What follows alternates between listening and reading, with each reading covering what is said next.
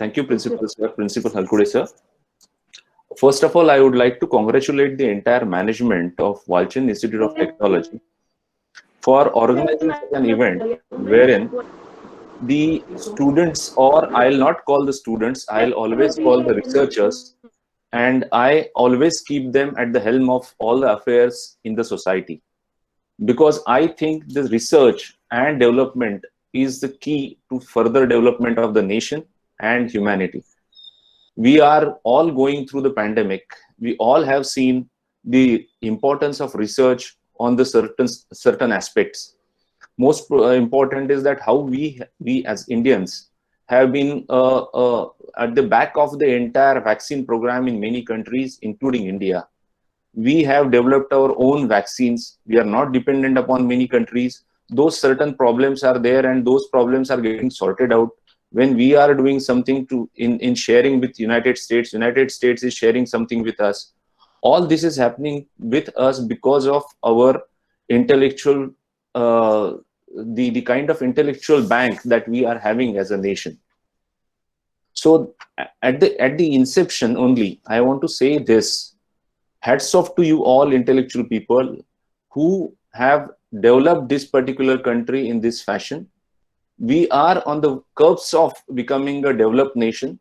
The only difference between a developed nation and a developing nation is a leap that we have to protect. We have to respect our creation. We have to protect them so that in the coming times, your next generations will get fruits out of it. It is something like planting a tree for your next generation.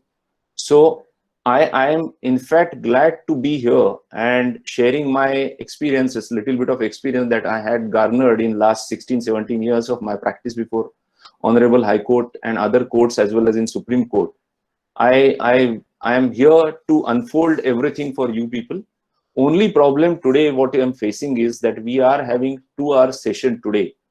It's not possible to get into nitty-gritties of each of the rights and each of the things, but I'll try my best to show you the entire gamut of intellectual property rights in this session itself.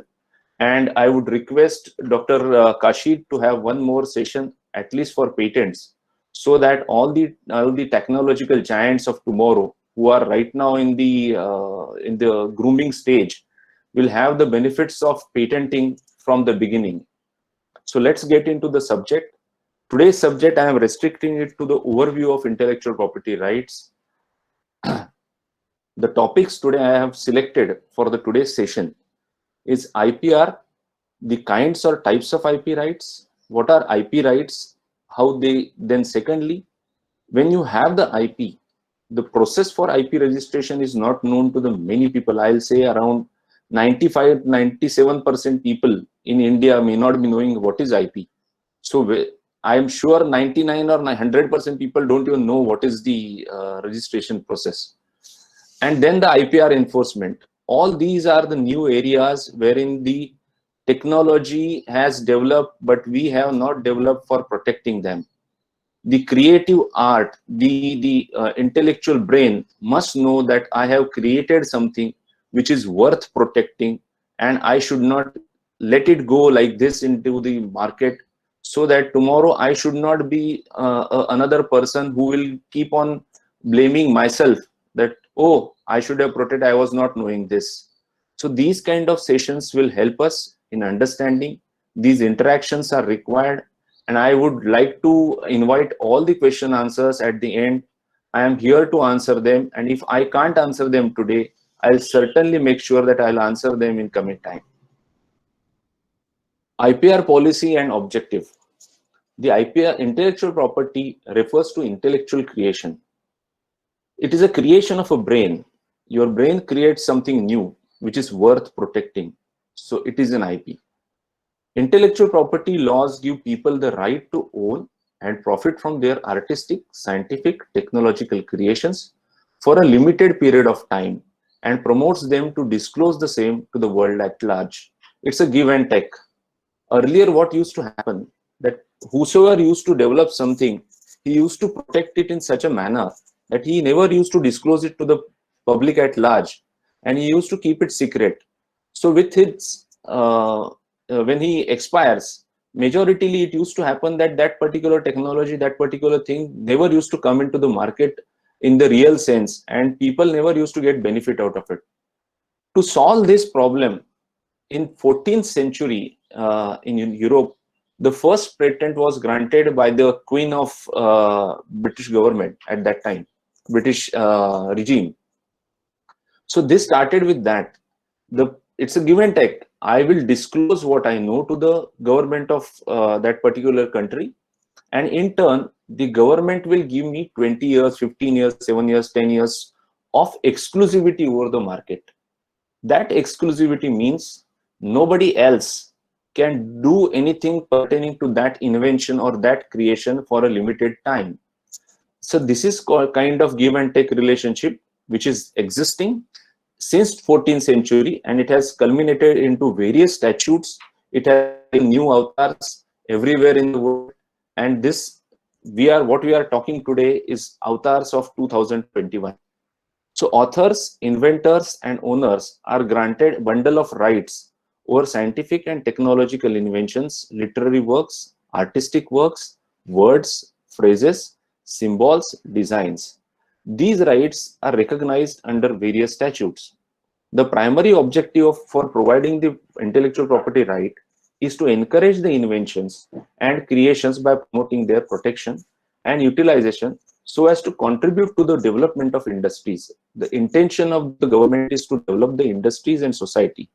In turn, it contributes to the growth and dissemination of technological know-how and benefit the society at large. Let's imagine that had it not been a patent regime, had it not been a regime pertaining to the grant of copyright, everybody could have used, they could have said, okay, I can also make the vaccine, I can also make the movie based on movie Sholay. So the person who has developed it, he will say, oh, why should I disclose it? I should not disclose it. I will keep it with myself. I will keep it only to myself, and I will not disclose to the world at large. That's why IPR policy is important for development, because once he actually shows it to the world or discloses it to the world, then on the basis of that, the next generation of development takes place. And for that disclosure, he gets particular right, which is for a particular duration. So what are those rights? Let's see the species of intellectual property rights. It's a patent under the Patents Act 1970. So the patent is a creation of a statute under the Patents Act 1970. There is no patent except Patent Act 1970 in India. Similarly, design is also a creation of Designs Act 2000. Copyright is a creation of Copyright Act 1957. Trademark is a creation of Trademarks Act 1999.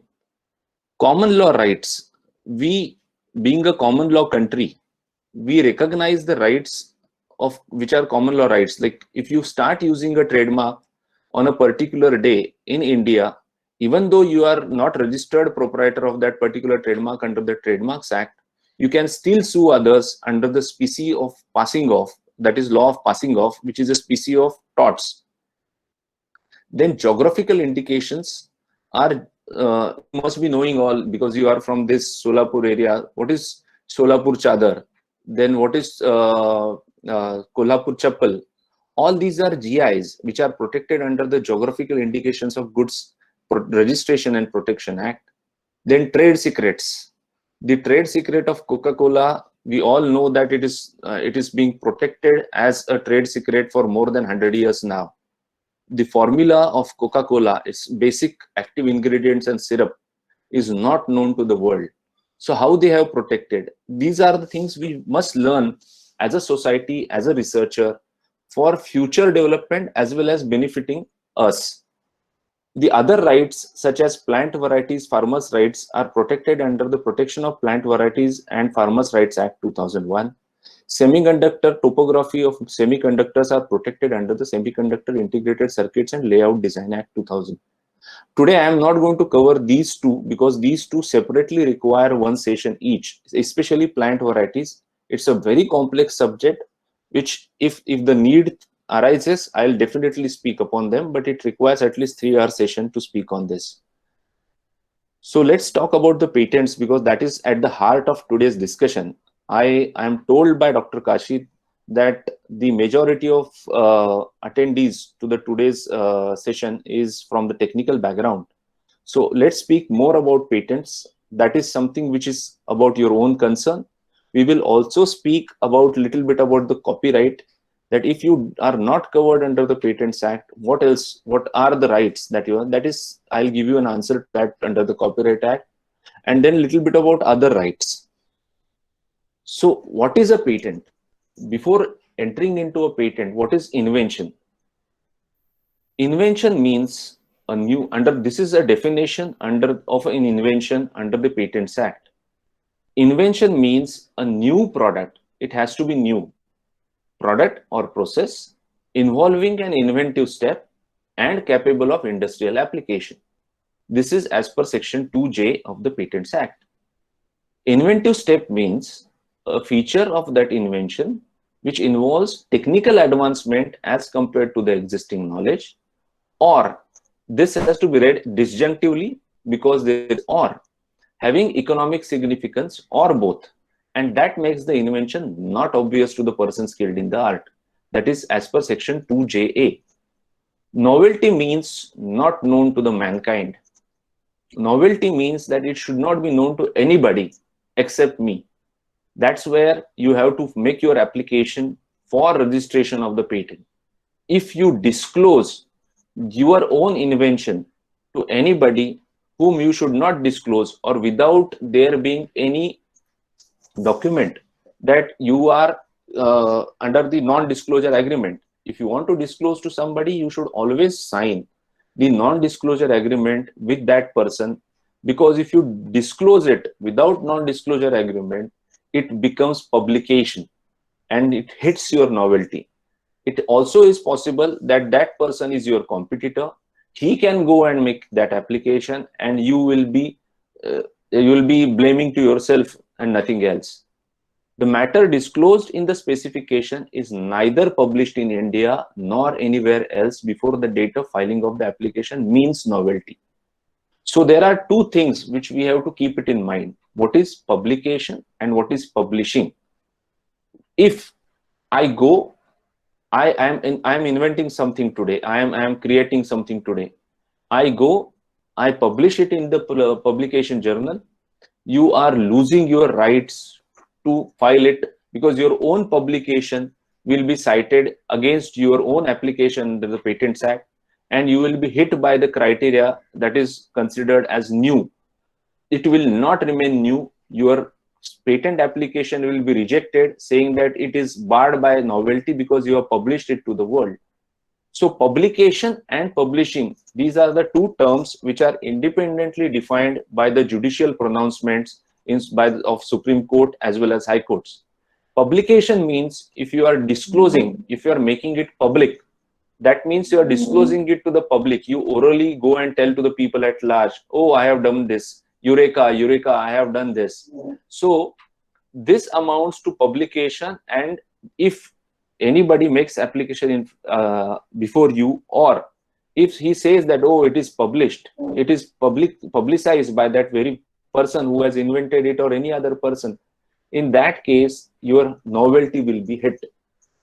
Then publishing, you go to the journal, you show it in the you put your paper in the journal, and your paper is published in the journal, industrial journal or research journal. In that case, your publishing will be against your own application, cited as barring your novelty. So this is what I have created a phrase for all you researchers, is publication and publishing prior to protection under the Patents Act is bad for your health as a researcher. Next step is inventive step. Inventive step means the invention is not obvious to the person skilled in the art. So if anything is which is obvious, I have developed a three-wheeler. Instead of three-wheeler, I have developed now four-wheeler. These are all the obvious. If somebody develops three-wheeler, if somebody puts one more wheel to it, it is just giving a firmness to that particular vehicle. But it is not something which is called as invention. It can qualify as an innovation or inventive step if you show that because of that particular thing, there is a technical advancement as compared to the existing knowledge, or if instead of 4 wheels, if you reduce 1 wheel and have a economic significance, then in that case you can claim that, saying that, oh, this is saving some cost, so it is having economic significance, and that's why it is non-obvious. So these are the things which in each application we have to identify what is new, what is inventive step. Generally, industrially applicable things are only something which are claimed. Nobody comes to us with an application saying that it is not industrially applicable. So that's not something which is always a threatening area. But these two are novelty and inventive step. We have to preserve when we are filing our patent application on behalf of our clients. We have to first find out what is novelty and what is inventive step. Now, let's understand this particular concept of novelty and inventive step on the basis of the stools that you can see. These are our day-to-day. So I have taken this as an example so that everybody will understand. Now, let's take these 3 stools are as a case that this particular stool with a 1 leg is developed by person A. Then this 3-legged stool is developed by person B, and this 4-legged stool is developed by person C. Now let's see how it works when they all make an application simultaneously, or if one makes an application prior to other 2 people. So today, let's take a case that today this A person goes and makes an application saying that, claiming that a stool, a novel stool comprising of a top and comprising of at least 1 leg. So when he says at least 1 leg, it can be plural, more than that of 1 leg, or he can say, he can claim it in the words minimum 1 leg. When he says minimum 1 leg, the maximum can be n number of legs. So if he claims this, he is ousting the possibility of A, B, and C from making any claim, because the moment he says this minimum or at least, here these 2 will be ousted because their particular thing will be covered under the patent application of this first person. Now let's see the language of second applicant. The second applicant approaches the patent office, files an application and claims, says that a stool with 3 legs. When he says that stool with 3 legs, he limits his application saying that it's a stool which is having a top and which is having 3 legs and 3 arms to join the legs. So basically, he will limit his application. By limiting his application, he will not hit this particular C applicant will not be hit by this application of 3-legged stool, but A will not be able to file the application, because if he says 3 legs, it also includes 1 leg. If he uses the word minimum 3 legs, then even A is ousted from the particular zone of inventive step, because if the word used is minimum in his claim, then 1 leg is not covered under 3 legs, because 1 leg is not claimed by him. So he has disclaimed 1 leg or 2 legs.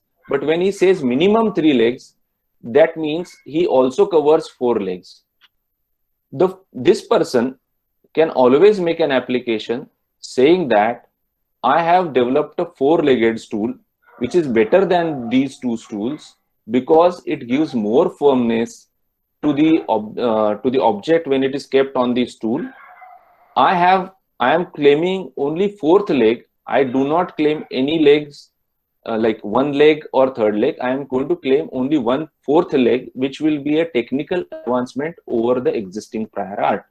But still, if any of these 2 applicants, that A and B, if they make an application saying that this is, if A makes an application saying that at least 1 leg, his particular application will be cited as a prior published application for these two applicants, because when he says at least one leg, his application covers these two, and these two people, that their application will not have will be hit by the requirement of novelty, and they will not get a patent on this.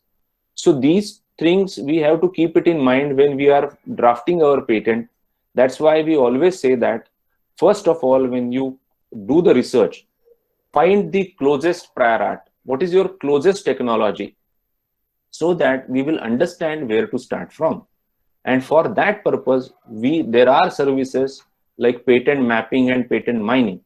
The patent mining services which we provide covers that. It allows you, if you come up with, like, I want to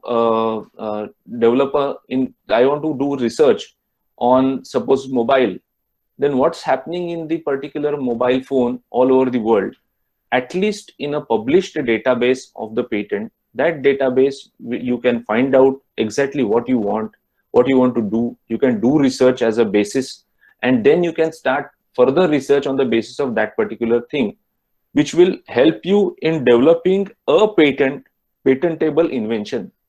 So just to brief you about this tool conundrum will always remain, because there are n number of multiple permutations and combinations possible when you are drafting this.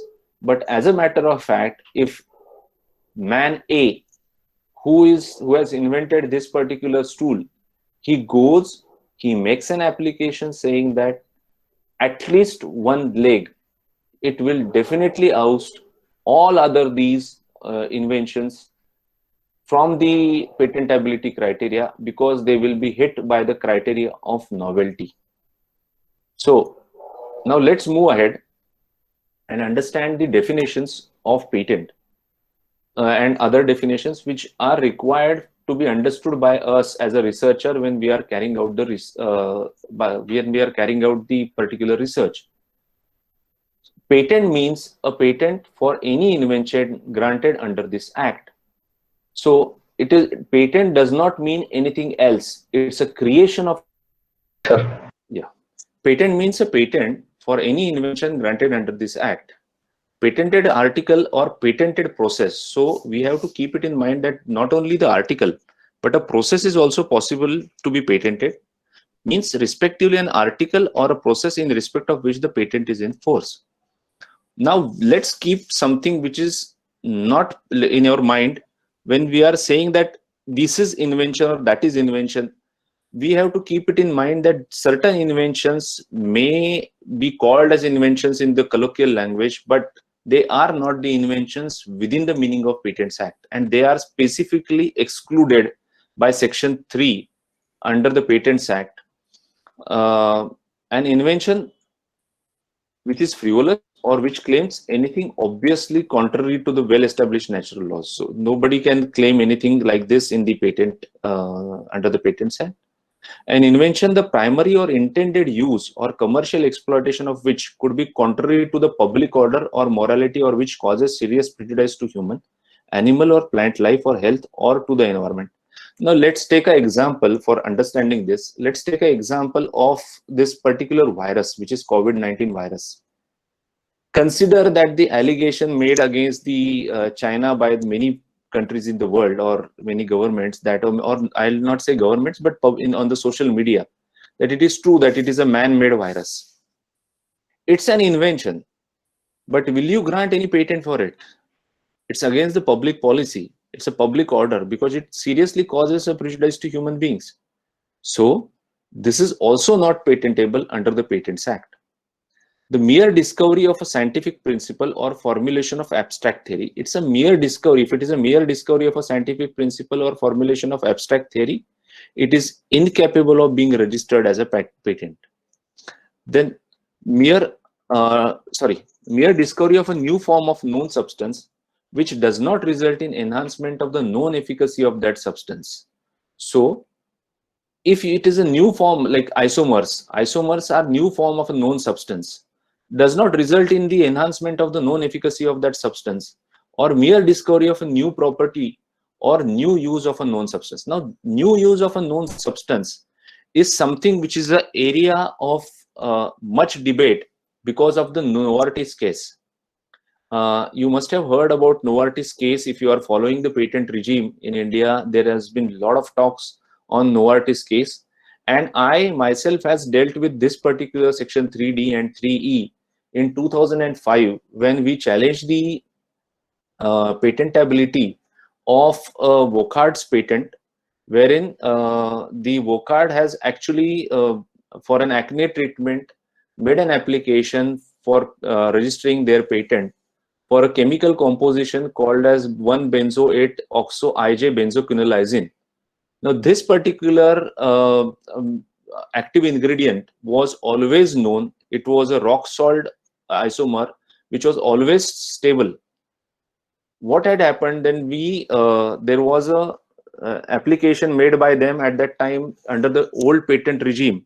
Prior to 2005, there used to be a exclusive marketing right, wherein if you have made an application outside India and you have been granted a patent outside India, in India there used to be a separate right which was granted to these particular products, especially in the field of pharmaceuticals, that is called as exclusive marketing rights.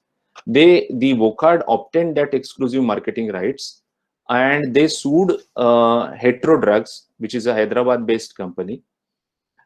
It was I as a junior at that time in 2004-2005, I was working on this particular matter, and they got the ex parte order of injunction stay against the Hetero Drugs in 2005. We had to go to Chennai court, fight it out. Ultimately, this matter went up to Supreme Court. In Supreme Court, when we argued this particular thing, new use of a known substance is not patentable, because what they were claiming, this particular 1-benzo-8-oxo-IJ-benzoquinolizine was known in Otsuka's patent, which had lapsed its 20 years of period.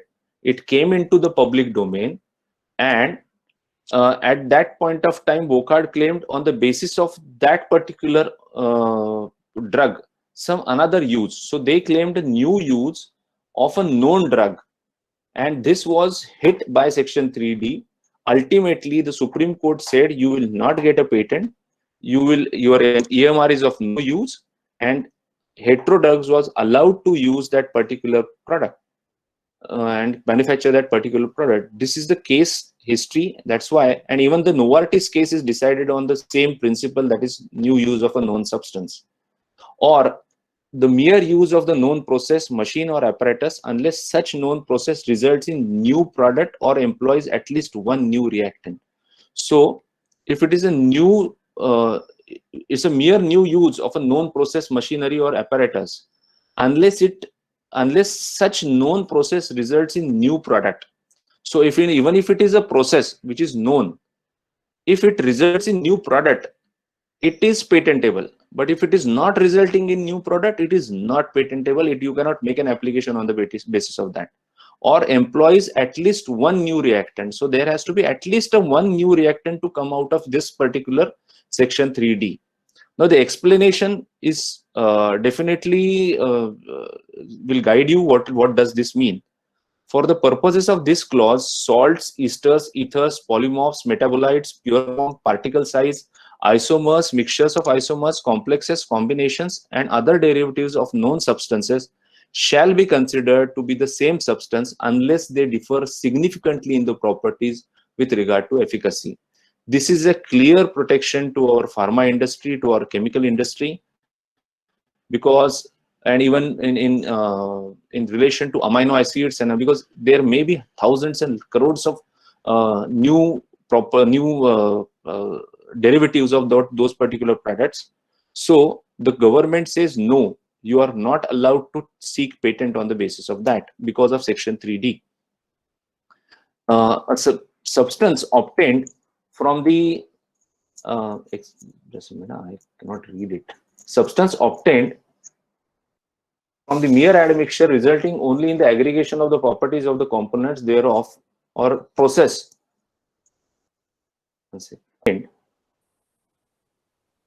So aggregation of a properties, like if each of the things is separately working, unless there is a synergistic effect, of all the ingredients of that particular product, that may be hit by section 3E if each of the things is separately known and functioning separately.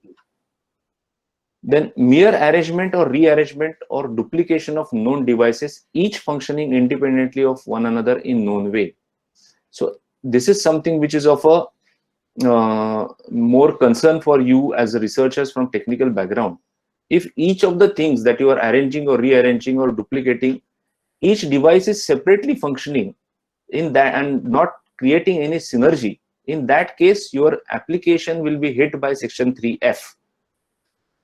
A method of agriculture or horticulture, because there is a separate law governing this particular thing. Any process of for the medical, surgical, curative, prophylactic, diagnostic or other treatment of human beings, or any process for similar treatment of animals to render them free of disease or to increase their economic value or that of their products. So if you see any of the things which are mentioned in section 3I, like if you are a doctor, you are creating some new method of treating the human body, in that case that is not patentable, because ultimately the government do not allow such patents for the betterment of the society at large. But what is patentable in the medical field is, if you are going to, today we are seeing that the robots are taking over the doctors, that robot is actually patentable, or medicine is patentable. The particular, if you are saying if you are having something like for dental implant, the dental implant is patentable, but the manner in which it has to be implanted is not patentable, because it will be hit by section 3I. So the method is not patentable, the products which will be used for the treatment of human beings are independently patentable. Plants and animals in whole or any part thereof other than microorganisms, but including seeds, seed varieties and species, and essentially biological processes for production and propagation of plants and animals. This is again covered by Plant Varieties Act. So Patents Act excludes them. A method or business method or computer program per se or algorithms. Now this is something which is an area of much debate, computer programs per se. There had been a great demand, because we being a IT hub, there had been a great demand that you should protect computer programs as a patent. United States protects computer programs as a patent. We do not protect computer programs per se as a patent. If any computer program is working on the particular hardware, or if it is designed to work a particular hardware and the hardware is also new, in that case hardware, the patent application for a hardware can cover a computer program as one of the preferred embodiment. But per se a computer program application is rejected under section 3A. A literary, dramatic, musical or artistic work or any other aesthetic creation whatsoever, including cinematographic works or television productions, these are covered purely under Copyright Act, hence excluded under the Patents Act. A mere scheme or rule or method of performing mental act or method of playing game. Now this is also one of the feature which works in the patent field. Like we normally get a call that we have created this particular mobile game, can you patent it? So that's a debate which is going on, and ultimately there is no finding as such yet, which is within my knowledge, that method of playing game has been rejected or accepted under the Patents Act. But I think this particular thing, when made an application, someday I may get a chance to argue against this particular section, because this also requires to be protected. Certainly, as on today, method of playing game and its all the background work is protectable under the Copyrights Act. A presentation of information, what I'm doing right now, is not patentable. Topography of patent integrated circuits is covered under the Semiconductors, a separate act which we have seen in the earlier slide. An invention which is in effect is traditional knowledge, or which is an aggregation or duplication of known properties of traditionally known components or components. This is something which was debated around 15 to 20 years back, when United States made an application for Haldi patent or Neem patent. in United States by somebody has made an application for haldi or neem, and there was a big roar in India that how can anybody make such application. So in that case, the the laws are different from United States and India. In United States, there is nothing called traditional knowledge or traditional known components. What is not known in United States is not known to them. So in United States, they grant a patent for anything which is not known or not published in United States. So that's the difference between Indian Patent Act and United States Patent Act. That's why that Haldi patent was granted. Then the government of India made a representation and it was removed.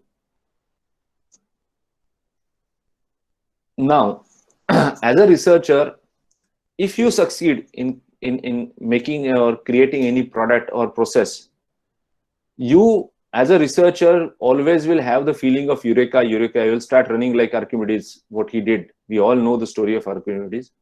But my suggestion to you all as a researcher, that no, please don't run. Please don't make the mistake of saying eureka, eureka to the public or people at large. Do the needful which I am suggesting you, and I am suggesting you to follow the next slide so that your invention, which is worth protection, will be protected. So the next slide actually gives you the patent flow chart. When you create something, what you should do, I'll explain now.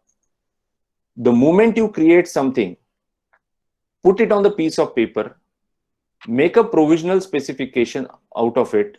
What provisional specification needs to be explained? We have to explain the nature of the invention, background of the invention, what is the problem associated, like in the COVID-19 situation, if you come up with some medicine. So what is the pandemic going on? What is the virus doing to the people at large? And what is your solution to it? If you put these 3 to 4 things on a piece of paper, you can go to the patent office, make an application along with the provisional specification, file an application. You will get 12 months period to develop your invention further, and you can file the complete specification within that period of 12 months. If you are ready with your invention, all the paperwork is ready as on the day 1, then you can directly file an application with the complete specification.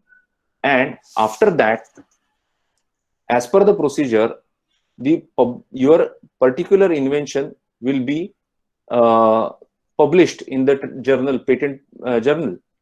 After that publication, it will come in the public domain. So from first day till the 18th month, from the day of application till the 18th month, your application will not be known to the public at large. They will not have any access to your application. Neither the patent office will examine it. So it will remain as a black box application. You need not to worry about it. If you drop an idea that, oh, I don't want to proceed with that particular application, you can definitely drop it. There is no harm in it. Only thing what you will have to do is that before 18th month, you will have to say to the patent office that don't publish that particular thing because I want to develop it further. So there is no harm in making this application. If you don't file your complete specification after the provisional specification, then your application will be deemed to be abandoned if you don't file it within 12 months, or if you take 6 months extension after that. If you do not take 6 months extension after that, your application will be abandoned. So what is the case? Let's understand it again. If you make an application on 1st January 2021, you have to file your complete specification application with the provisional specification made it on 1st January 2021. You will have to make your application with complete specification within 12 months, that is 1st January 2022. It will be published after 6 months, like it will be published on 1st July 2022.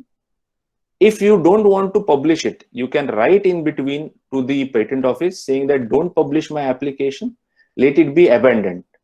So if you want to publish it, if you want to proceed, if you file your complete specification, then it will be published. it will be open to the public at large for filing their pre-grant opposition. There is a provision when somebody files any patent application, third party can go to the patent office under section 25(1) and file their pre-grant representation or opposition. Then after pre-grant opposition, you have to also, this will be a period wherein you can file the pre-grant opposition. You have to file a request for examination on Form 18. The request for expedited examination can be filed by the special category of startups, applicants that have indicated India as International Searching Authority or International Preliminary Examination Authority in their corresponding international application. For example, if somebody is sitting in Japan, he develops he files a patent application, he indicates India as an International Searching Authority or International Preliminary Examination Authority in his international patent application filed under Patent Cooperation Treaty. In that case, he can file expedited examination application, and his particular application will be expeditiously examined. So this is a process for faster patenting, which is applicable only to the startups as well as these kind of special categories. After examination, there will be a FER issued, first examination report issued. You have to meet with the objections raised by the patent office within a period of 6 months from the date of issuance of first examination report. This particular period is extendable by 3 months. So if you do this, the controller will be either satisfied, he will grant you the patent. If he is not satisfied, he will give you a hearing. In the hearing, you will have to explain what are the requirements, why you are not satisfying, and you will satisfy it. We attend the hearing, we explain to the examiner, we clear his doubts, and normally it is seen that the patents after the hearing are granted. If you don't meet with these objections, your application will be abandoned. But if you meet with the objections, you will be granted a patent. Now, once you are granted a patent, what happens then? I have just mentioned about this patent specification for the clarification. Provisional specification shall include few things. Provisional specification includes the nature of the invention, background of the invention, and brief summary of the invention without any claims. You need not to file any claims along with the provisional specification. But in your complete specification, that is to be filed within 12 months after the filing of the provisional specification, the complete specification shall and must include following: abstract, that is a brief paragraph explaining your invention, field of the invention, background of the invention, prior art of the invention. This is very must, that you have to carry out your prior art search. The closest prior art is required to be searched. You have to tell what is the advantage over the closest prior art, prior known thing in your field, and how it is advantageous to the public at large after knowing about the prior art. So summary of the invention, that you will have to give the summary of your entire invention. Then you have to, if it is an engineering related invention or automobile invention, then you have to give the drawings.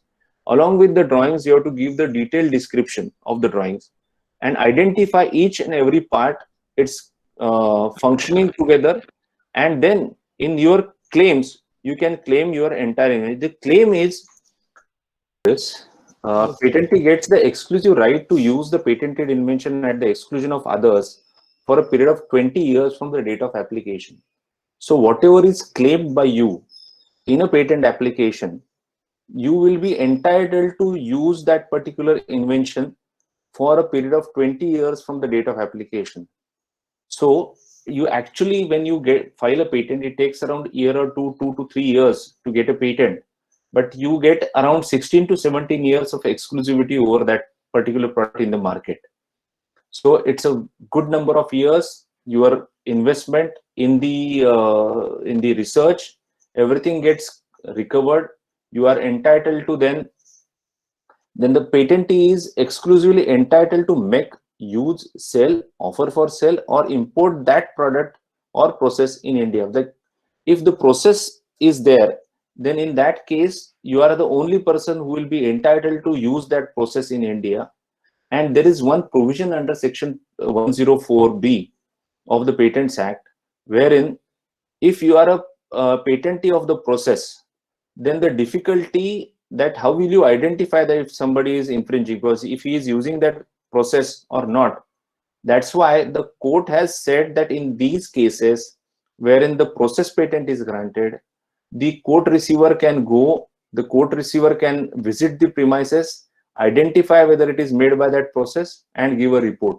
So that's a special provision made for process patents to, because that difficulty is always seen by the legislature that yes, this is a difficulty which will be a problem for the process patents. They will not be able to enforce their rights. So if any person does any of the aforesaid activity like making, using, selling, offering for sale or importing a particular or working that particular invention without the consent of the patentee can file commercial IP suit seeking reliefs which include temporary and permanent injunction, appointment of court receiver, court commissioner for seizure of infringing goods, for cost of litigation and damages and or account of profits earned by the infringer by using the patented invention. The patent owners are granted damages in various suits filed by the patentee apart from the grant of aforesaid other reliefs such as injunction, appointment of court receiver for destruction of infringing goods. Ravi Kamal Bali versus Mrs. Kalatek is one of the matter which I fought in 2006, 6, 7, 8, and I'll just share with you that particular order in a minute. The Honorable High Court in a recent judgment in the case of Wire International Limited and another versus Maxicon Healthcare Private Limited held that the acts of defendant for unauthorized manufacturing and selling the patented product amounts to an infringement of plaintiff's rights granted under the section 48 of the Patents Act 1970. And in view of the above, the Delhi High Court was pleased to grant damages as well as cost. So I'll just share with you this particular order here and here itself. Before we enter into next subject, I'll just show it from my screen sharing that what happened and how this particular patent, once granted, how it works in your favor.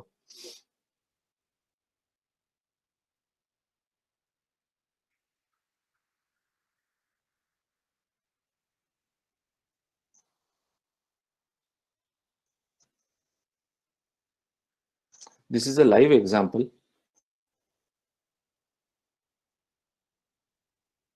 Can you see this? Yes, sir, we can see. Yes, I'll just. You may increase percentage if you want slightly. Can you see this now? No. Yes, sir. Yes, now it is reasonably visible. Yes, just go up. Just to make you understand how the claims are, how the infringement analysis takes place, how the judges react to your patent application. And this I have actually selected this because this is pertaining to engineering. So I have selected this case. The reason for that is this. So this is a case filed by one Mr. Ravi Kamal Bali against his infringer, Mrs. Kalatek. The the history of this brief introduction to the case is like this. The plaintiff has sought an injunction restraining the defendants from making, of, using, selling or distributing tamper-proof locks and seals which are used on the drums of chemical drums when they are transported from one country to another. These are pilfer-proof seals that fall within the scope of the claims of the plaintiff's patent bearing number 172677. It is wrong here, 172675, and patent of addition number 178879, so as to infringe the same and for delivery of, for destruction of any material infringing the said patents. The plaintiff had also sought damages. The defendant number 1 carries on the business as the sole proprietor in the firm name and style of the defendant number 1, and the defendant number 3 is a former employee of the plaintiff who had joined defendant number 1 and 2 to assist him in carrying on the business. See, this was a case wherein an employee of the person who had these patents left the employment of the plaintiff, joined the defendants, and started doing the same thing for which the patent was granted.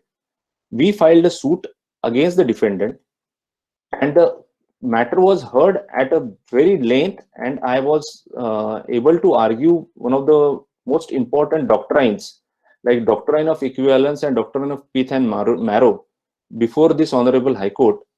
So if you see this analysis, you will understand how it went on. On 6/5/1991, the plaintiff, to protect his invention, filed an application for grant of patent for an invention titled as an improved tamper-proof seal for directly locking the container. The application was allowed, and the patent was sealed and issued by the Controller General of Patents on 29/7/1994. The plaintiff has been issued a certificate of registration with respect to the said patent bearing number 172675, and the patent is valid till 6/5/2011. This suit was filed in 2005.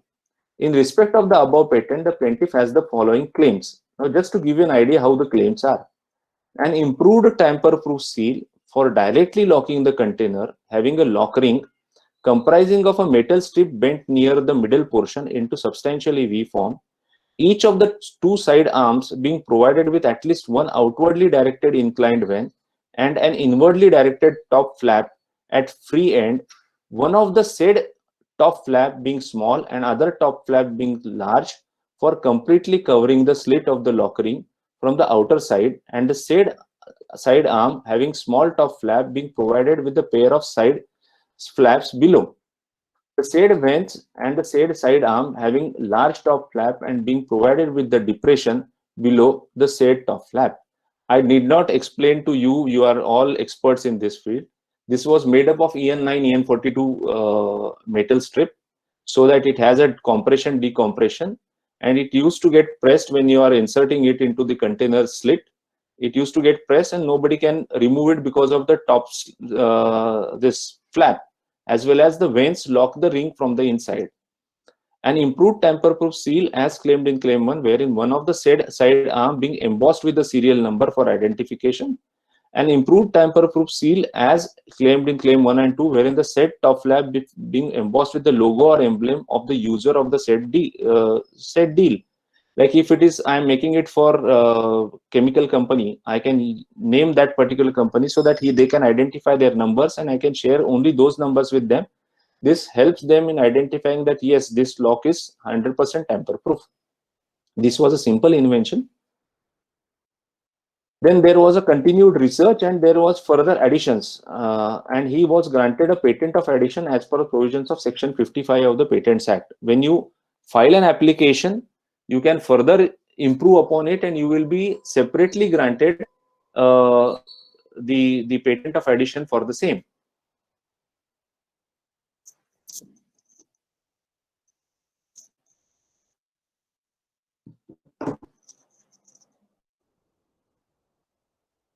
Hello. Hello, sir. Hear me? Yes, we can hear. No problem. Yeah. The annual sales turnover of the plaintiff's product under the trademark Techlock, which was the annual sales, I will not touch with this. I'll just explain how it works.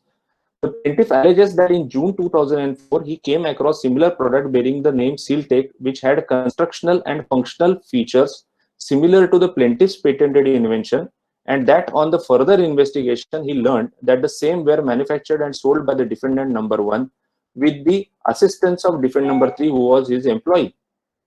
Then I'll just directly go how the similarities have been contended and appreciated by the court.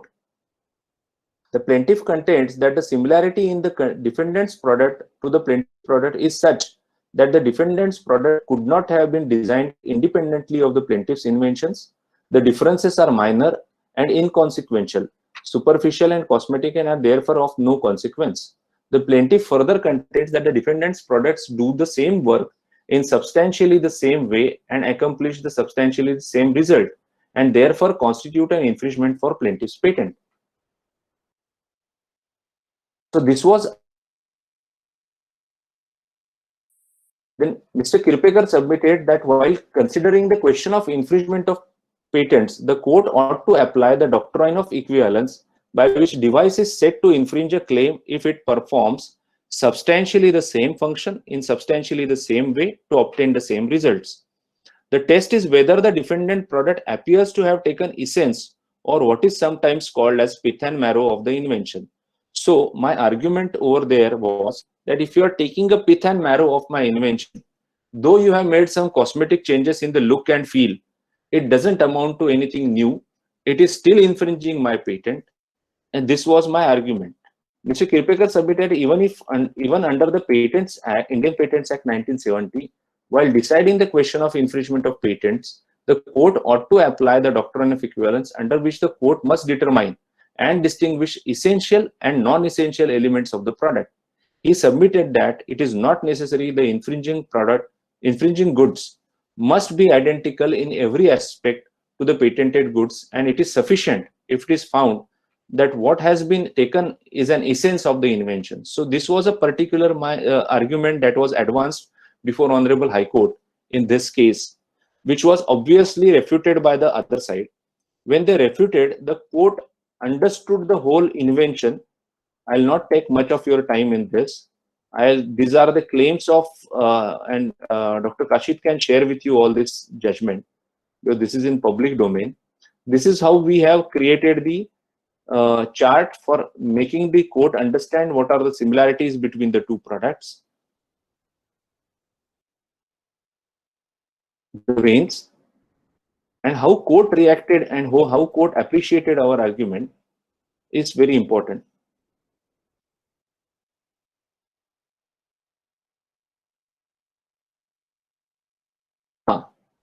Six. The difference in the shape of the main body does not by any stretch of imagination constitute a defendant's product as a separate or a new invention. The rectangular box shape has no functional novelty. At the highest, if it was the plaintiff's product, there may have been a case of registering the same as a patent of addition. So I could have registered with minor changes here and there as a patent of addition if it is constituting new patentability criteria. It certainly does not constitute a novel independent invention by itself. They claim that their particular lock works independently and it is capable of being registered as a separate patent, which is negated by the High Court. The court said no, it does not amount to invention by itself, and it will not be granted an invention. It can be best granted as a patent of addition to the plaintiff himself. Nor do the number. Our claim was it should have at least one vein. They said the number of veins makes a difference. The court says no, nor do the number of veins make any difference to the question of infringement. A view to the contrary would enable any manufacturer to use the plaintiff's invention by mere provision of different number of veins. So the court said no, you cannot make the cosmetic changes into the patented article and say that it is new, independent, and capable of being registered as a patent. You will still be held guilty of infringement.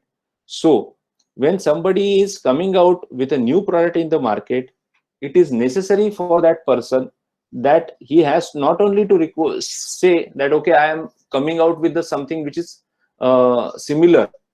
He has to keep it in mind that whether I am copying somebody else's patent or not. For that, infringement analysis is to be carried out. Unless you know that you are not infringing somebody's article, if you are entering into the market, there's always a likelihood that, like this case, there will be a raid conducted upon your premises by the court receiver, and the court receiver will seize your products that are infringing the product that is under the patent. So this is something which one has to keep it in mind, even when he is sorry, there is some disturbance. So even when there is he is entering into the market with his new product which he thinks as new, you may be of the opinion that your product is new, but it can still be infringing somebody else's patent. And for that, when you are entering, you must carry out the prior art search and infringement analysis to safeguard yourself from such a strong action that will be initiated against you in the court of law. So with this, I have shared this particular judgment with the marking. I'll not waste your time on this. This is certainly of interest to you, and it will help you in understanding the law further. Now let's move on to our next topic, that is copyright.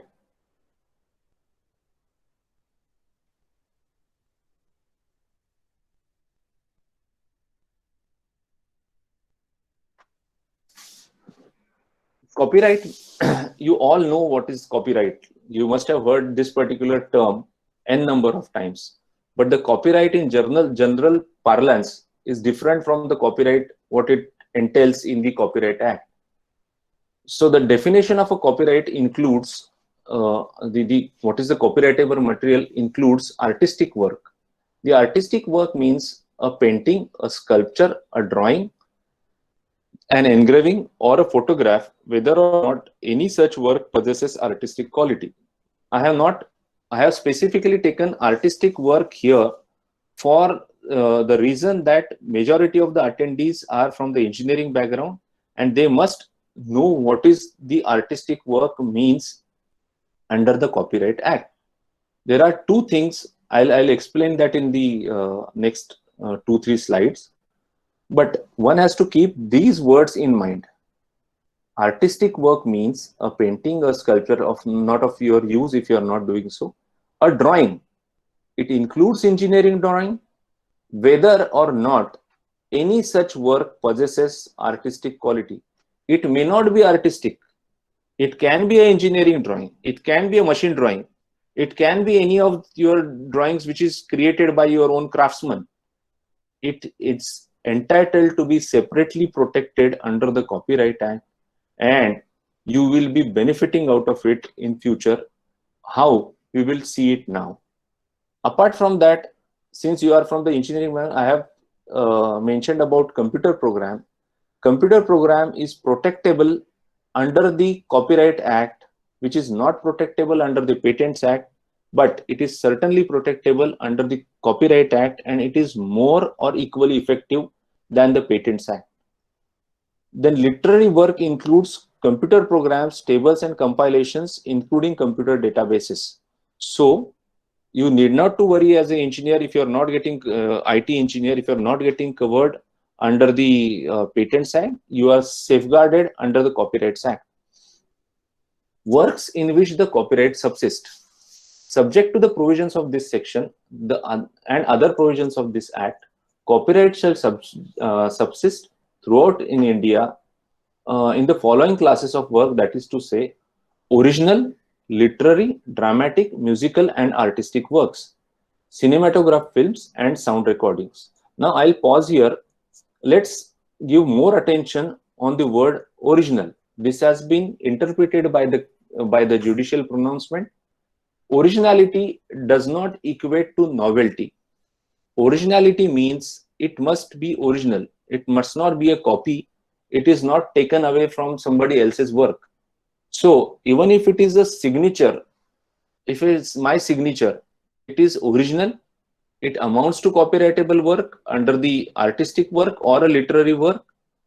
So the novelty criteria, which is a basic requirement under the Patents Act, is on a very high threshold as compared to the originality criteria under the Copyright Act. What is required is that it should be your own original work.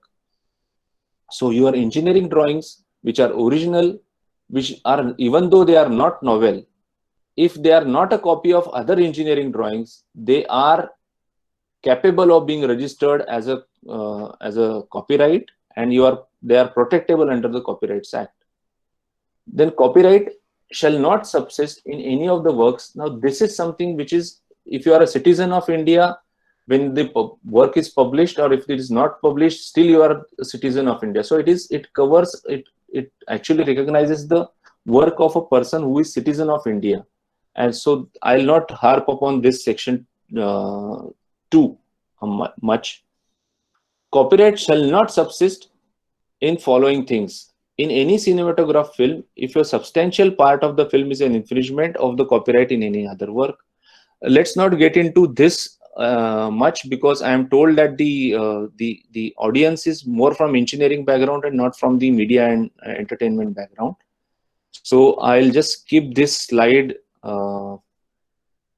In case of work of architecture, the copyright, last point, the copyright shall subsist only in the artistic character and design and shall not extend to the process of methods or construction. So in case of architecture also, the copyright limits the rights to the artistic character and design only, and not to the process or method of construction, because method and process of construction are covered under the Patents Act and not under the Copyright Act.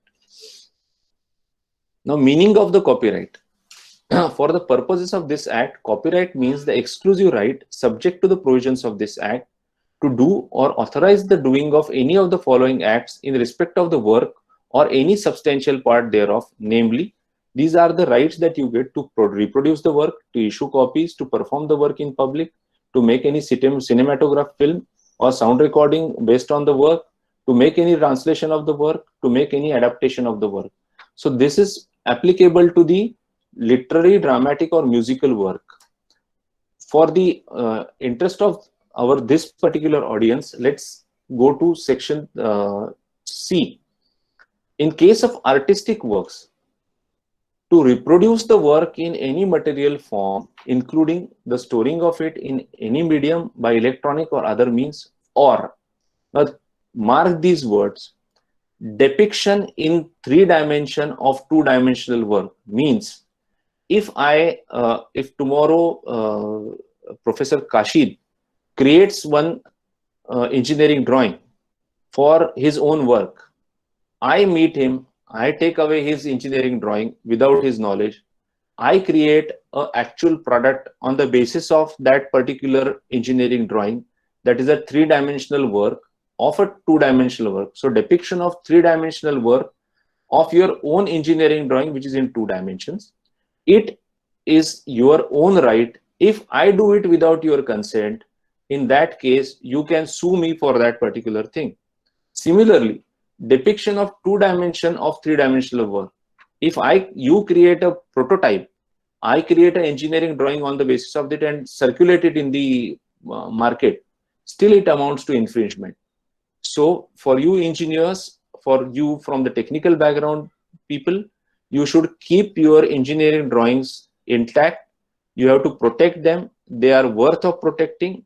Anybody uses them without your consent for the benefit in commercial world, definitely you are entitled to sue him. To communicate the work to the public. So if somebody takes your engineering drawing and communicates it to the public, it amounts to an infringement, because it is your own copyright. To issue copies of the work to the public, not being copies already in circulation. So unless they are in circulation, third party cannot issue copies. To include the work in cinematograph film, to make any adaptation of the work, very important. If any adaptation is made on the basis of your engineering drawing or anything, it may amount to infringement, and that is ultimately a qualitative test, how much is the adaptation amounts to. To do in relation to the adaptation of the work, any of the acts specified in relation to the work in clauses 1 to 4. So all I am saying is, for you to understand today is your thesis is falling under the criteria of literary work. Your drawings you made for the purposes of research are falling under the criteria of artistic work. If you are from the IT background, what you are doing is, if you are writing any code, if you are preparing any algorithm, in that case, you are protected under the literary work, under the Copyright Act, that all things which are coming out of your brain, which are original and of your own, that involves your own labor, that involves your own time, that involves your own money, they are worth protecting. Please keep them intact. Do not disclose. Make an application for registration of a copyright, or at least have the acknowledgement when you are disclosing it to the world at large. Yes, I am publishing it today. This is my work, because under the Copyright Act, even if the particular work is not registered, still you are entitled to enforce that right if you can show that that particular work was published, or even if it is unpublished, that was created on particular date. For that, you should have, whenever you create any drawing, you should put in your signature, you should put in your date on it. You should, if possible, take a signature of your senior or a professor on it. You keep it with you. It will be useful for you all your lifetime. Only difficulty that may arise in future, that is, I'll just explain authorship and ownership. And authorship and ownership has been distinguished in under the Copyright Act itself. So I'll just keep this slide of cinema just for the completion. I have kept it like this: cinematograph, film, and sound recording. Types of work protected by the copyright. Literary work is protectable. Musical works and compositions, including compilations, are protectable. Dramatic works include not only plays, but also, for example, a sales training program captured on the video cassettes. Artistic works such as cartoons, drawings, paintings, sculptures, and computer artwork. All these are protectable. Photographic works, both on paper and in digital form. Computer programs and software are protectable under the Copyright Act. Maps, globes, charts, diagrams, plans, and technical drawings. I have mentioned specifically technical drawings. Advertisements, commercial prints, and labels. Cinematographic works, including motion pictures, television shows, and webcasts, multimedia products. All these are protectable under the Copyright Act. Now, authorship and ownership are the two things that are independently identified under the Copyright Act itself. Let's understand what is authorship first, and then I'll explain what is ownership. The authorship is for the literary or dramatic work, the person who writes it or creates it is the author. Musical work, the composer is the author. Artistic work, other than the photograph, the artist itself is the author. In case of photograph, the photographer is the author. In case of cinematograph or sound recording, producer of that movie or sound recording is the author. In case of computer generated works, the person at whose instance it is created. So any of these five categories, any of these first five categories, if it is created on the computer, the person at whose instance it is created will be the owner. Now, Section 17 defines the ownership. In case of a literary, dramatic, or artistic work made by the author in the course of his employment by the proprietor of a newspaper, magazine, or similar periodical under the contract of service or apprenticeship, in the absence of any agreement to the contrary, the proprietor is the first owner of the copyright. In case of photograph taken, painting or portrait drawn, or engraving or cinematograph film made for valuable consideration at the instance of any person, in absence of any agreement to the contrary, the person who commissioned it is the first owner. So anything which is done for money by you at the instance of somebody, it is always the ownership goes to him. You may be the author, but he will be the owner. He will be the first owner of that particular copyrightable work. In case of work made in the course of author's employment under the contract of service or apprenticeship, in absence of any agreement to the contrary, the employer is the first owner. In case of any address or speech delivered in the public, the person who delivers that speech or address is the first owner. In case of government work, in absence of any agreement to the contrary, the government is the first owner of the copyright. So if you do some work for government, the government takes the ownership for it. In case of work made or first published by or under direction or control of public undertaking company, in absence of any agreement to the contrary, the public undertaking is the first owner of the copyright. So you have to keep it in mind. Then when you are doing some work, you should have the agreement to the contrary to claim ownership.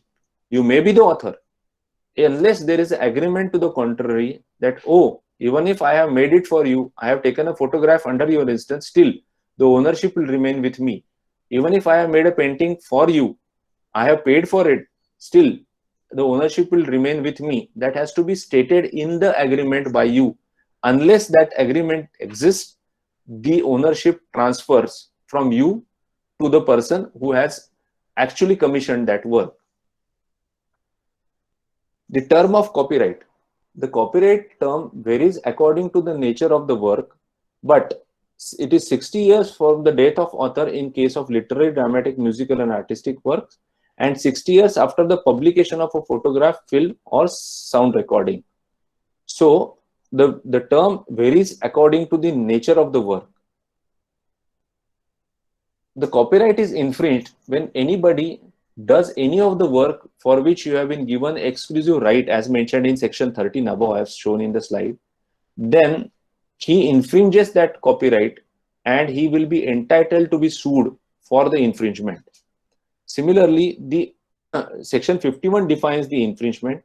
Section 54 says that you are entitled to sue somebody if he is infringing. Then even Copyright Act recognizes offenses. If somebody infringes your right under the Copyright Act, then he can be punished under the section 63 and 65 of the Copyright Act. These are punishable offenses, and recently the Bombay High Court in its judgment held that these offenses are non-bailable in nature, and a person will be arrested directly without any notice to him. So in fact, the person was from Solapur district itself. He misused somebody's copyrightable work. I'll just take the name of the company, that is Jain Irrigation System. The complaint was lodged against him. FIR was registered against him under these provisions. He filed anticipatory bail application, which was rejected. He filed anticipatory bail application before the Honorable High Court, and then Honorable High Court has also rejected that bail application, and he was required to be arrested thereafter. So this is the power of work under the Copyright Act. When you own the copyright, you can do all these actions against the infringers. This is the process by which the copyright is granted. Filing of application along with the fee, then issuance of diary number, 30 days mandatory waiting period for objections.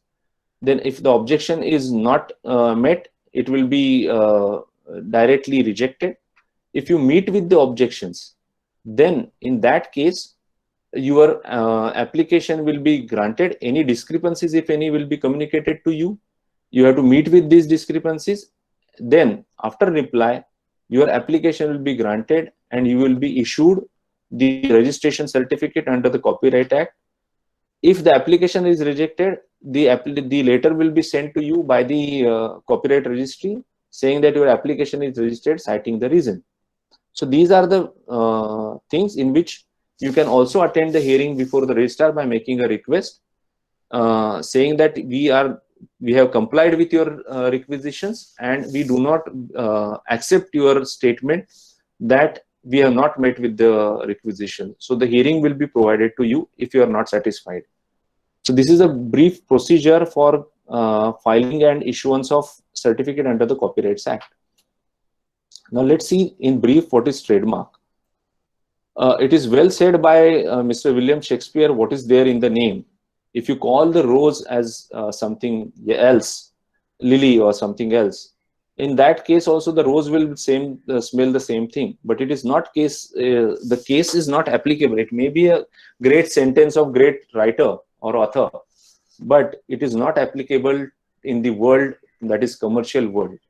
The commercial world recognizes brands. The commercial world recognizes trademarks.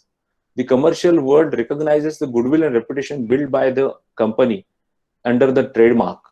The particular products are bought because it is coming out of particular company. They are recognized in the trade because of their particular logo, sign. So let's understand the concept of trademark.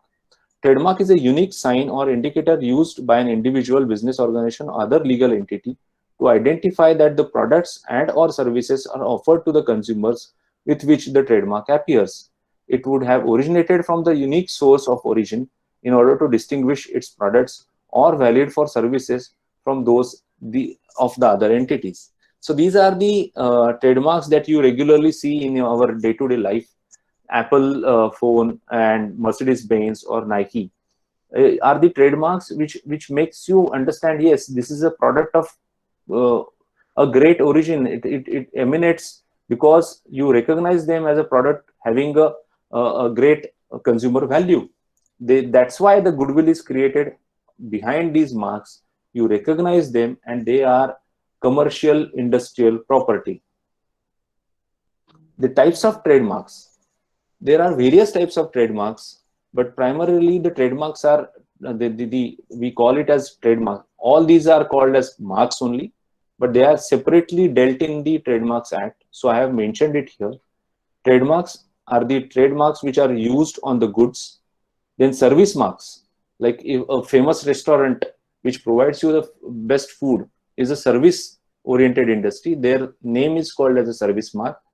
Collective marks, a particular association owns that particular trademark. Then certification trademark, this is of your own interest because ISI certification, ISO certification, BIS certification, all these certifications which are granted to the industries and their products are certification trademarks, and for that the body makes an application under the for the certification marks, and upon being granted that particular authority, then only the person who is or the body is entitled to give you the certification trademarks. Then well-known marks is a category which is defined under the Trademarks Act 1999 now, which involves a separate list of marks that are separately recognized, because if you use it for any kind of goods, still they will create confusion pertaining to the source of that goods. Hence, they are considered as well-known marks. Like, I'll give you an example. You have just seen the sign of Apple. If tomorrow somebody starts manufacturing the shirts or trousers by using the sign of Apple, immediately the person will say, "Oh, Apple has started manufacturing even the shirts and trousers. How can it be?" So that is a creation of a confusion in the mind of a purchaser. To stop that, the courts have recognized the principles of well-known marks, and that is now culminated into a particular section under the Trademarks Act 1999. So these are the mark. What is the trademark? The trademark means a mark capable of being represented graphically and which is capable of distinguishing the goods or services of one person from those of others, and may include shape of goods, their packaging, and combination of colors. Then the mark includes device, brand, heading, label, ticket, name, everything which can be represented graphically. And it has to be placed on the package, or it can be used for rendering any services.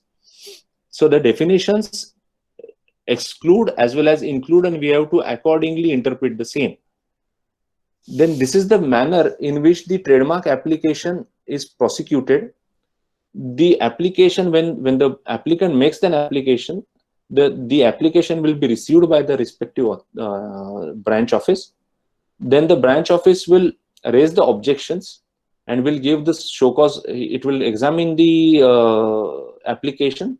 It will then raise the objection, and the objections, if it is not waived, you have to waive those objections by filing the reply. Once the reply comes, after that, if the examiner of the trademarks appreciates your reply, he will grant you directly the trademark. It will be published in the Trademark Journal, and after that it will be granted registration. If no third party opposes that particular application. So the whole procedure is explained in this particular slide. I'll just go one after another. The receipt of the application by the branch office. After that, the examination is done. If you can see this, after the examination, the objections are raised by the examiner. The objections are sent to the applicant. You have to file response to that objection. After that objection response, if the examiner is satisfied with your answer, he will accept the mark and publish it in the Trademark Journal. Once it is published in the Trademark Journal, that particular application will be open for objection for 4 months. Within that 4 months, if no person opposes that particular application, it will proceed for the registration.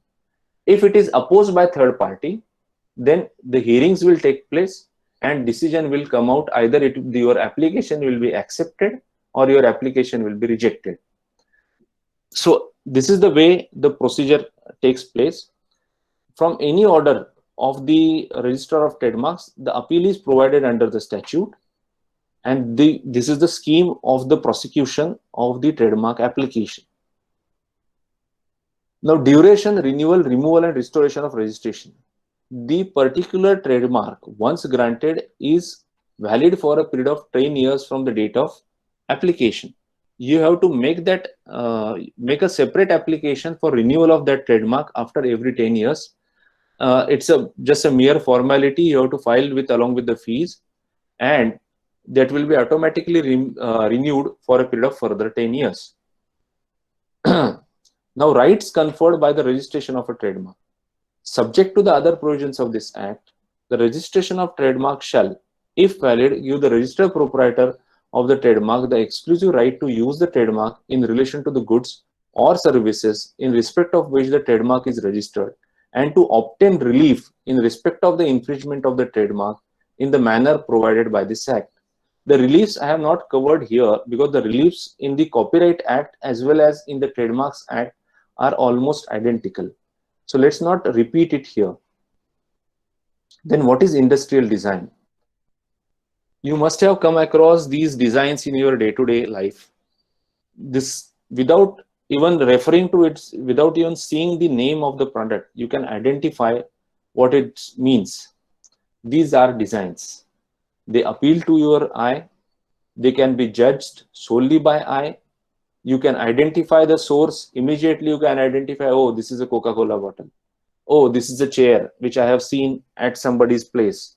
Oh, this is Mini Cooper, without even reading the brand written over it. So these are industrial designs. A design refers to the features of the shape, configuration, pattern, ornamentation, or composition of lines or colors applied to any article. A design should be new and original. So to apply for the design, one has to keep it in mind that it has to be new and original. So the qualification for making an application is that it has to be new and original on the day of application. The moment you disclose your design to the world at large, either by publication or publishing, you may lose your right to claim the originality as well as novelty. The word article refers to any article manufactured, any substance, artificial or partially artificial or partly natural, and includes any part of the article capable of being made or sold separately. Design office is located at Kolkata. As general rule, industrial design consists of three-dimensional features such as shape of the product, two-dimensional features such as ornamentation, patterns, lines, or color of the product, or a combination of one or more such feature. An applicant who created the design, or if working under the contract of his employer, can apply for registration. The applicant can either be individual or a company. In either case, the application may be made directly or through an agent. And if you are a foreign applicant, you may be required to be represented by an agent duly authorized by Intellectual Property Office of that country. Essentials for the registration of the design. The design must be new and original. The design must be applied to a particular article. It must have visual appeal. Like we have seen, it must have visual appeal. It should not have been published before the filing. The design must be significantly distinguishable from the known designs. It should not comprise or contain any scandalous or obscene matter. It should not include a trademark or a property mark or any artistic work. A design should not include any mode or principle or construction or anything which is in substance a mere mechanical device. The protection of industrial design gives a value to a product. It must be eye-catching and it makes easier to attract the customers. So it is worth protecting as an industrial property. This is a definition of a design which excludes the trademark as well as copyright, the artistic work under the Copyright Act. The term of the design. When a design is registered the registered proprietor of a design shall, subject to the provisions of this act, have a copyright in the design for a period of 10 years from the date of registration, which is further extendable for a period of 5 years, and maximum period of protection which is granted to an industrial design is 15 years. This is a flowchart of the design application up to acceptance. First step is filing of application, then numbering and dating of application, examination of applications. If no objection, it will be direct acceptance and notification in the official journal, and certificate will be issued. If the objections are there, it will be communicated. If you meet with that objection, there will be acceptance, notification in the official journal, and registration. If non-compliance, your application will be abandoned. If you comply, if it is contested, you have to go for a hearing. After hearing, there will be a order passed by the controller of the design, wherein he will either accept your design application as after removal of the objections, or he will refuse it. From that order of the controller of design, there is an appeal directly provided to the High Court under the scheme of the Act. The geographical indications, as I indicated earlier, Solapur Chaddar or Kolhapur Chappal, these are the examples of geographical indications. Geographical indication is nothing but a trademark which is owned by the particular locality, or a body representing the particular locality. So Solapur Chaddar is owned, this particular trade acts as a trademark owned by the body which has made an application to the GI authority, and after the overall procedure and acceptance, the Solapur Chaddar has been granted geographical indication status by the GI registry, and we are fortunate that anybody else anywhere in India is not entitled to use the name, the Solapur Chaddar as a indicator if he is not producing that particular chadar in Solapur. So this is the way it functions. It is, the ownership lies with the body which represents that particular locality. Champagne, basmati rice, Darjeeling tea, Nagpur oranges, or this Kanchipuram saris, all these are the examples of geographical indications. Who may apply for geographical indications and the term of geographical indication? Any association of a persons or producers or any organization, authority established by or under any law which represent the interest of the producers of the concerned goods, and producer includes trader, authorized user, etc. The main benefit of geographical indication is that it prevents unauthorized use of registered GI by others. It boosts exports of Indian geographical indications by providing legal protection. It promotes economic prosperity for the producers and seeking legal protection in other WTO member countries. The term of GI is 10 years and it is renewable as Trademarks Act. Then trade secrets. In United States, there is a separate trade secret statute. In India, we do not have the trade secret law, but in India, the trade secret is governed by the law of contracts, wherein you can have a contract with somebody to protect your confidential information, or your own employees, you can have a separate contract that you will not disclose the confidential information which you have garnered during the employment. If you go out and start using the on the basis of information, or do something on the basis of information gathered by you, then you will be hit by the springboard doctrine, which means you are not entitled to disclose the thing which was disclosed to you in confidence by the person who is disclosing it.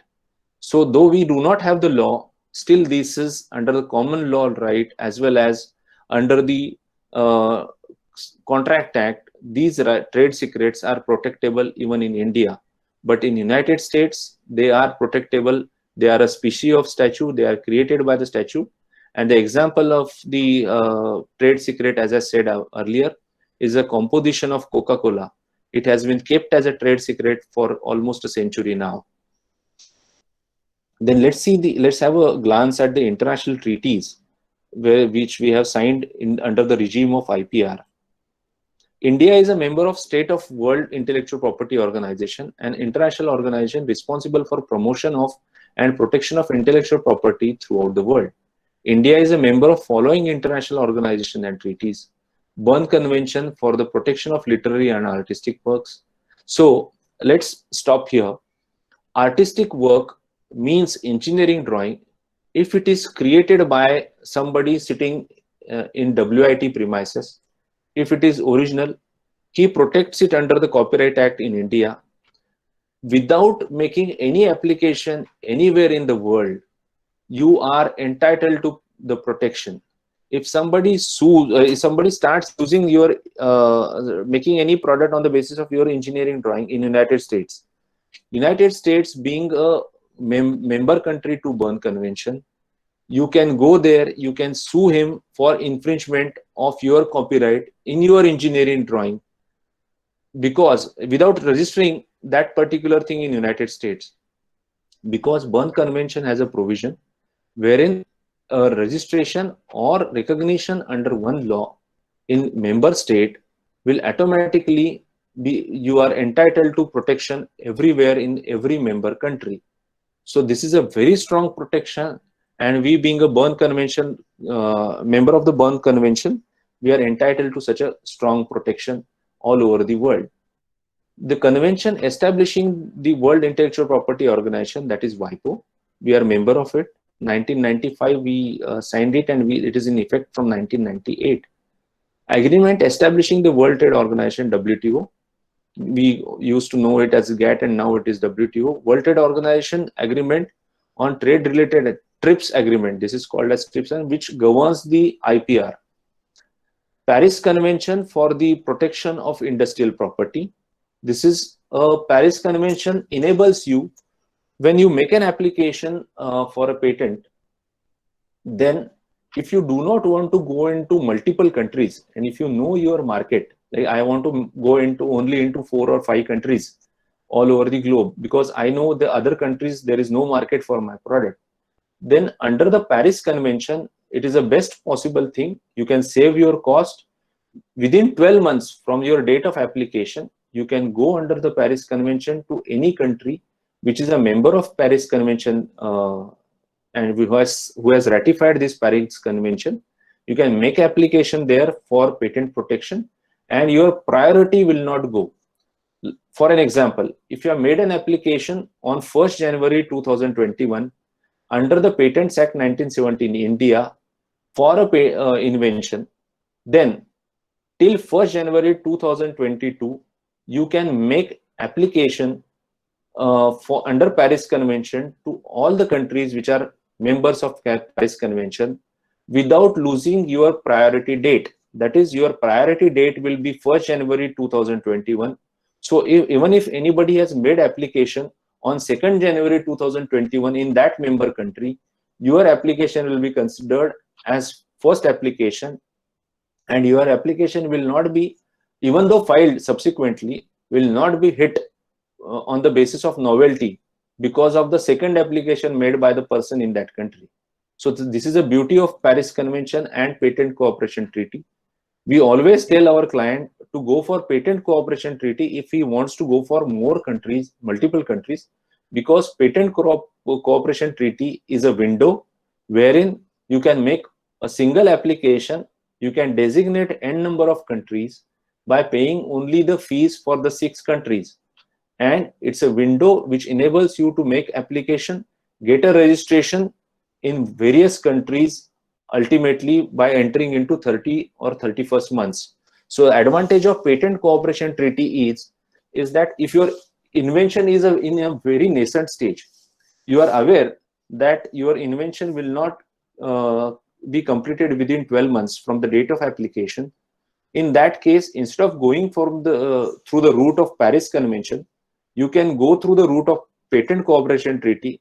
You make an application for Patent Cooperation Treaty for international patenting, designate the countries which you want to designate, and you will get 30 or 31st month. You have to enter into each national phase, that is You have to enter into each nation within 30 months and 31st months. So your priority date will be protected for 30 months, and in some countries it is 31 months. So you can take it like for 2.5 years almost. You will get for completing your invention, which is in the nascent stage. So this is the route which is preferred when your invention is of a nature wherein you can file an application in multiple countries, you have a market all over world, then PCT is preferable. If your application is not in a nascent stage and you want to only enter into few countries, Paris Convention is the best route. Then Budapest Treaty on international recognition of deposit of microorganisms for the purposes of patent procedure. If you develop any microorganism, it is certainly patentable, but you have to deposit it with the authority recognized under the Budapest Treaty. Protocol relating to Madrid Agreement concerning the international registration of trademarks.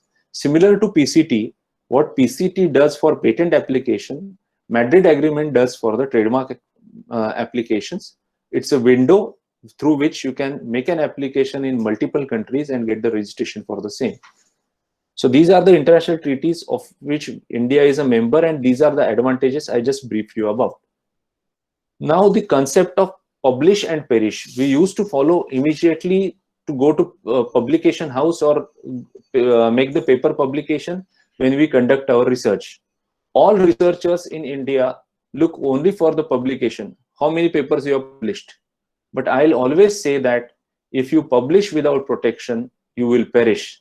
But if you protect, then publish, then you will definitely flourish. So the strategy has to protect first and then publish, rather than going for direct international or national publication of your research paper.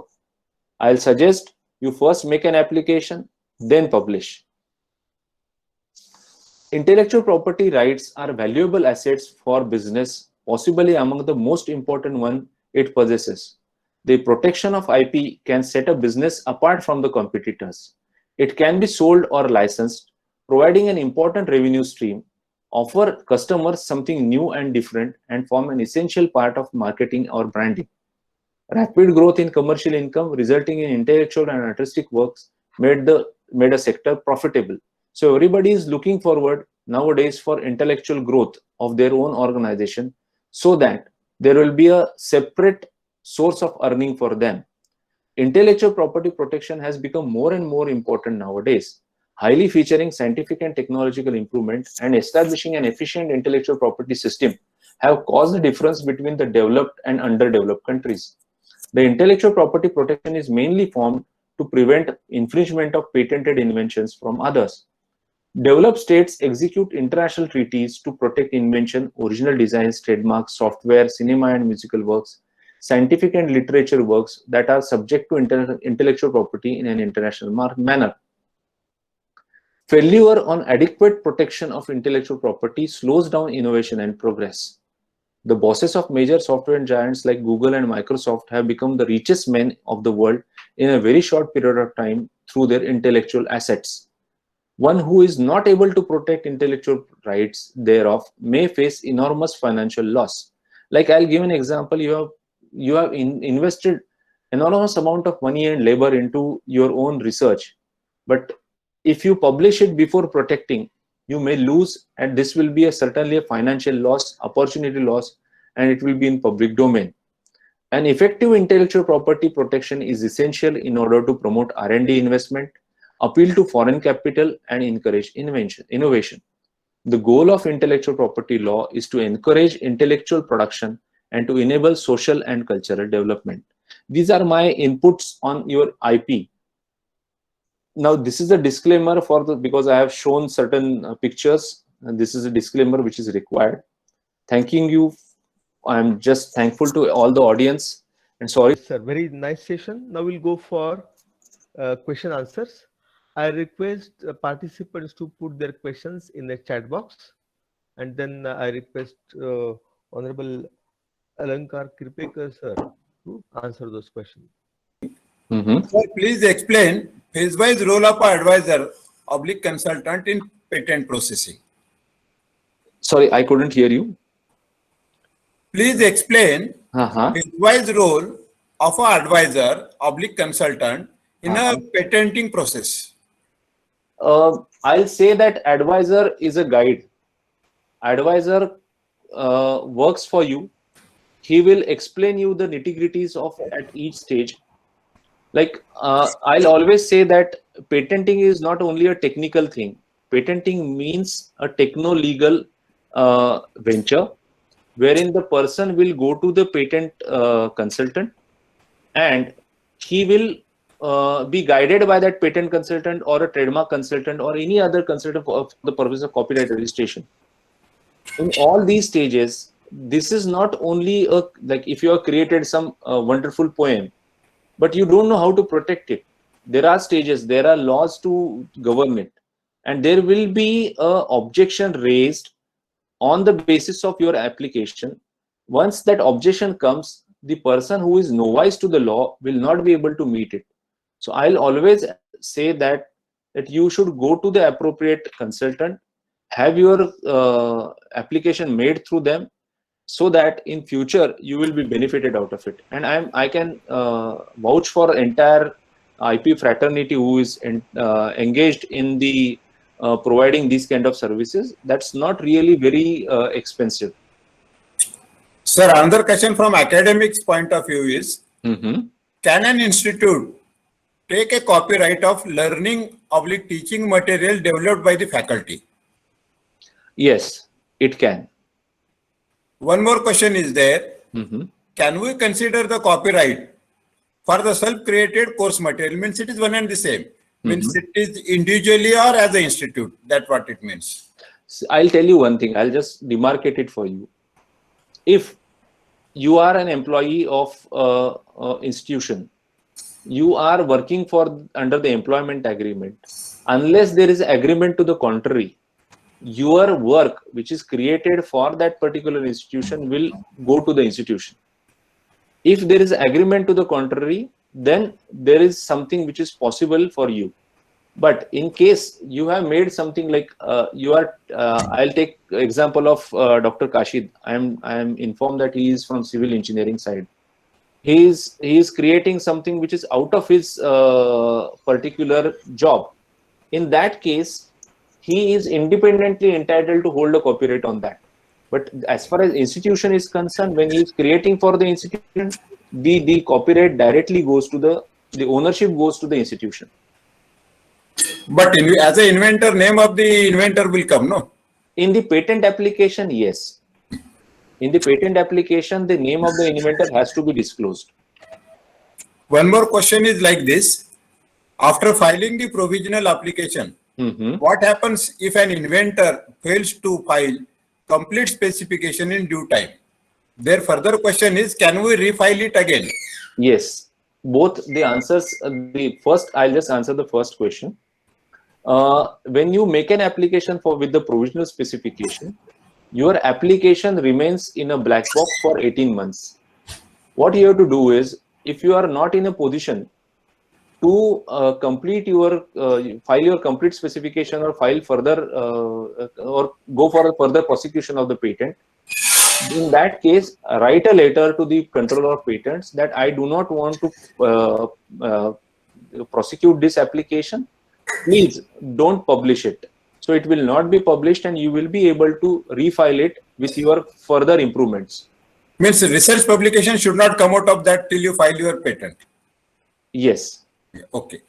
Okay. Generally, how much time it takes to complete the all patent process? That depends totally on the field of invention.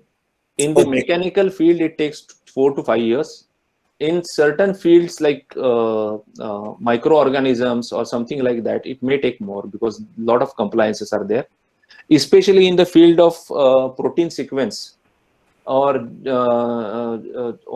genome, the requirements are so strong. In that case, the patent may take 7-8 years. The whole process. Okay, one of our research scholar, I am answering her directly. He is asking, can we discuss about my invention right now? Sir has already intimated you, keep it confidential. Therefore, you can talk one-to-one along with your guide. Okay, Shilpa Motegawkar ma'am. Any other question? I have what we can say completed the list of the question which has come in a chat box. Any other questions?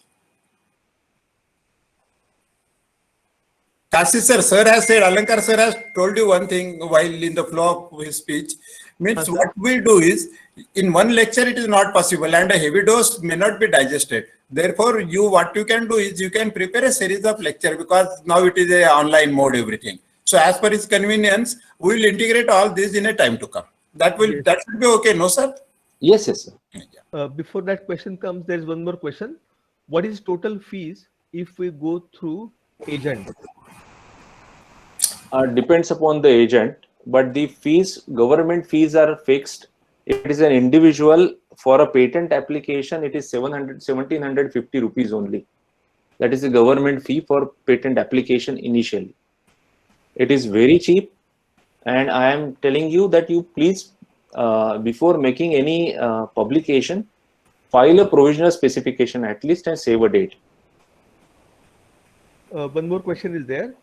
Is there any psychometric scale available on intellectual property domain? I have not understood this. What is psychometric scale? Motegaonkar madam, you may please open and ask.